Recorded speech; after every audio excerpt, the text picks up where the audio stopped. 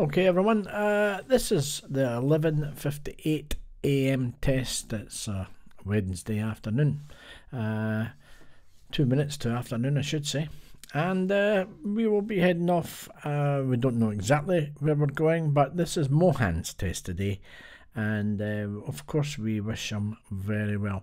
Now make sure you have a good blind spot check over your shoulder there guys. Signal if necessary when moving off. At the end of the road you can see the two taxis across the road that are making the road a little bit tighter, so everything's using this side of the road, so we really have to be careful looking for vehicles coming in both directions. So we're turning right here, and we'll be taking a left turn here also. So quite a lot going on right at the very beginning, turning right at that junction. So we'll be going up here and we're taking the second road on the left. So that means of course that you don't want to signal too early. That's the first exit there, so we'll take a signal now of course, and then we'll be turning left into this road here. Now you can see above there that blue sign there, that's telling you that this road is a one-way system. However, the cyclists can come from the opposite direction also, so it's only one way for cars. Now, having been asked to stop, you will probably then be informed to follow sat-nav. The examiner will explain to you to follow a series of directions on the sat navigation following the blue line and the audible instructions and directions from this sat navigation system. Then they will probably tell you that there may be some speed signs come up on the sat-nav display, and that you have to ignore these speed signs. They're purely for guidance only, and they are not in any way to be regarded as the speed of the road. So be careful with that guys. The GPS systems are not always to be relied upon at this present time.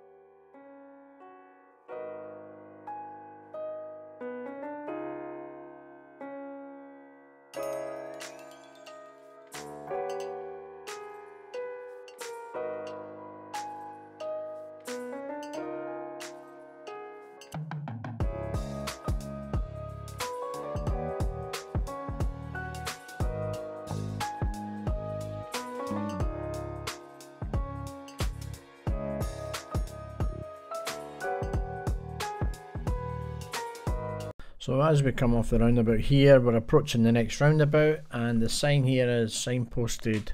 This is the Hermiston roundabout, and we've been asked to turn left, first exit. Now notice the sign in blue circle, that's for buses only and is not an exit. You have to understand that this is not an exit. This is for buses only. We're passing that now. This is the first exit here, and it's for West Calder and Kilmarnock. As you can see, the road merging in from the right, so we're actually coming off a carriageway going into a single carriageway, and you'll see there's a sign along here on the left hand side. It's a bit obscured by foliage, and it's not really that clear as in the left there. As you can see, it's a bit difficult to pick out, and but the next sign's quite clear, telling you you're back to normal two-way traffic. And there you are. So 40 mile an hour here, guys. Moving on to 50. We're going up to the country roads, and we'll be turning left soon, going into Curryhill Road, which will then take us, well, you can see there just past the 50 sign there, that'll take us right up to Balerno junction. And what we'll do is we'll have a wee look at some of the things that you need to be aware of in relation to country roads. Now, I would say to you that any road that you're on, the maximum speed of the road is you can only go as fast as the conditions allow you to drive. So that means simple. You might not always get up to the speed of the actual road itself, and that's fine, because remember, the speed limit is only a limit. It's not telling you to do that speed, it's telling you that if it's safe to do so, then you should be able to make progress at that speed. Unfortunately, when we get round the corner here, you'll see there's a pole line on the ground. That was the national speed limit sign. Now, our last speed was 50 mile an hour, so there's no need for the examiner to come in with any specific speed, because we know that you're never going to get above 40 mile an hour. 45 would probably be even too fast in areas like this, because the road's so close together, and there's a lot of blind bends and blind summits in these roads. As you can see, we've got a sign coming up telling us bend to the left and then to the right. So there's a double bend on this one.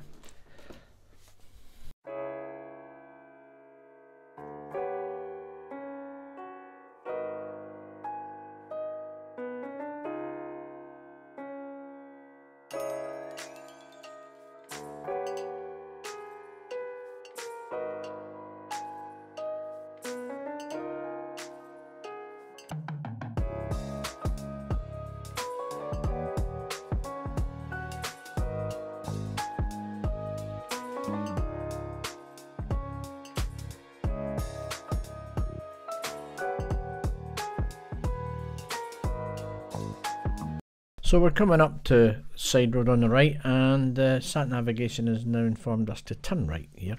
So what I will say in country roads, guys, is this. Of course, it seems to be like a faster speed than you're normally used to, and the roads are actually tighter, and there's no curbs. The roads are probably not as well maintained, but that's country road driving, and I really do advise you can read about country road driving and the techniques and the principles of driving on country roads and the things that we've got to be aware of. I could sit here and write a book about that, but basically all you want to do when you're driving on these roads is make sure when you're looking well ahead that you anticipate what it lies ahead. In other words, as soon as you see a warning sign, or if you run out of road that you can't see, like you can see now, it says slow, always check your mirrors and control your speed to the conditions. Bends can be a lot tighter than you expect and anticipate them to be.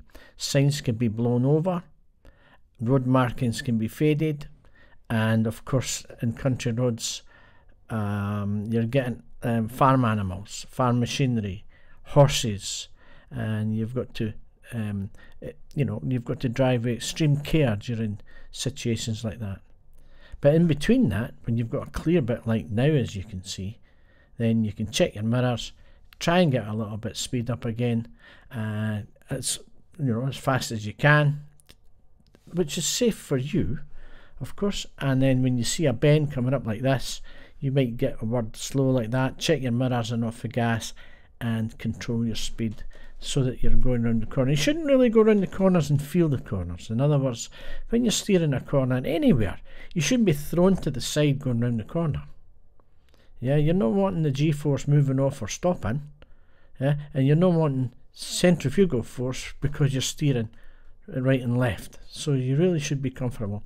Always think there's a cup of coffee on the dashboard, and it should stay there after you go around the corner. Some corners are tight. The one coming up here on the left hand side in particular is a good example of a tight corner. I don't know if you can actually get the real just where that car's going up there. So you would check your interior and left mirror and giving your signal. You can see how tight this corner is. So we've not seen any road signs or markings telling us that the speed has changed since our last 50 mile an hour 5 minutes ago.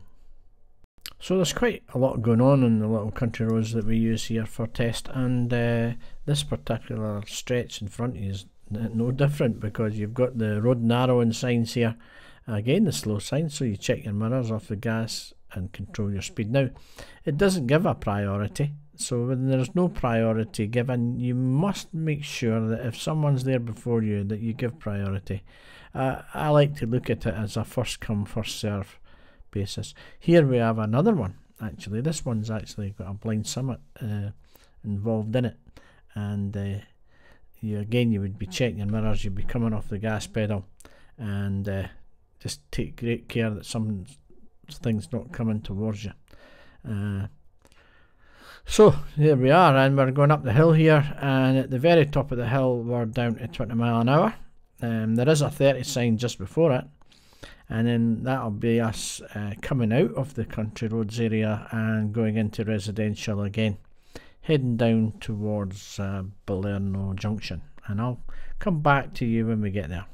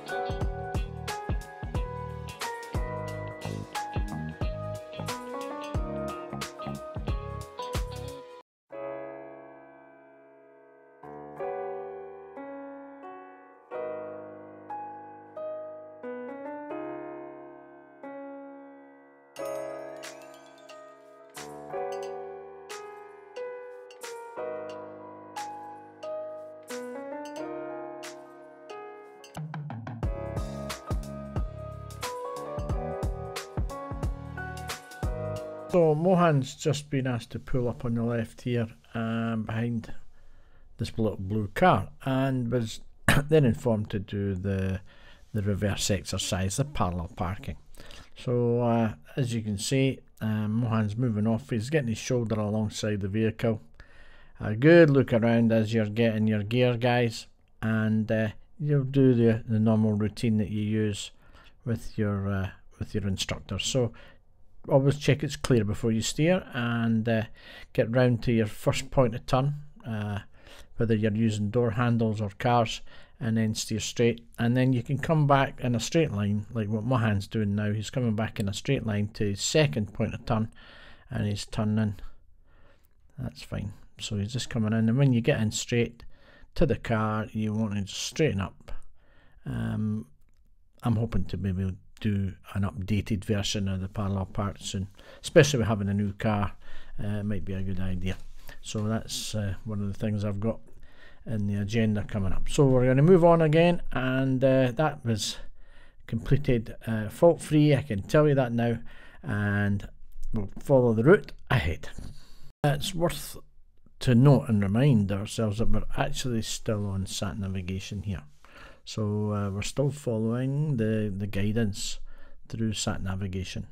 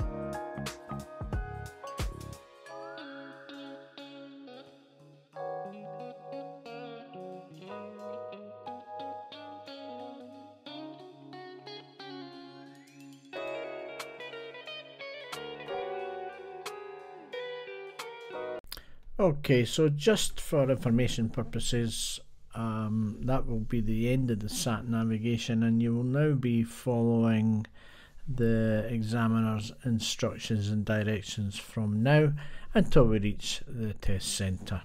At the exact point of where the sat navigation stops, I don't know, but it's just a matter of the examiner informing you.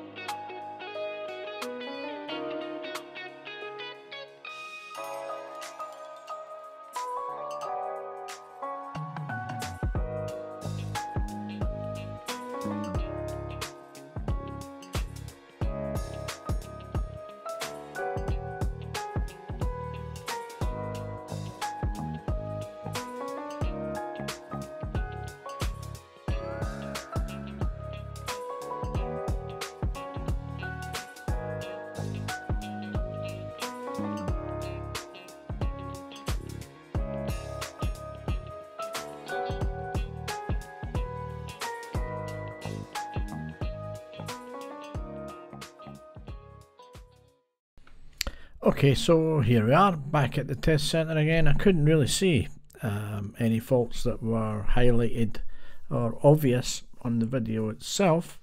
So when we come round here, usually we get told to turn round here and park the car somewhere. So yeah, and we'll soon find out how Mohan got on, but I can't see any problem, so let's hope, cross our fingers and see how it goes. Let's have a chat with Mohan and see how things go. Okay guys, so that's the end of the driving test, and we're pleased to say that Mohan did actually pass his test today. We didn't do a bit chat before the test itself because we were actually quite busy. So just to ask you, how do you feel how the test went today? There was only 3 minors, guys, 3 minor faults, but they're all in the same area, and the examiner did say that, look, you're driving very confidently, and therefore he was, because he's got experience, the driver felt he's just a bit close. No, he was missing, but driving a bit close. So if you're a beginner, remember, if you're on a driving test, don't scare the person who's next to you, in particular examiner, and because they don't know what your capability is. So basically, at the end of the day, take it easy and keep away, at least a metre away from vehicles, yeah? Yeah, right. But that was only 3 faults that on the same issue there. So three driving faults there. That was a great score. Yeah, thank you. Yeah. So how do you feel about yourself? What would you say to people coming into the country and learning to drive here? Do you find it? Yeah, I think when you come from another country, you know, here the rules are very strict. In the sense, every minor mistake that you do is considered as not safe. So they want you to be very much aware of every rule that is there here. And then I think memorizing will never help. You need to actually be there on the road and practice it. Do you think you could have learned all without an instructor? Without an instructor, it's very difficult because the instructor would exactly test you, understand your weak points, and then he'll try to work on that. Especially these minor faults you're talking about. Yes. Mirrors, maybe doing this mirror instead of that mirror. Anyway, guys, listen, we'll not leave it too long. That was a good test. Congratulations again. Thank you. And we'll see you again on the next video. Good news this time, eh? Right, take care. Bye.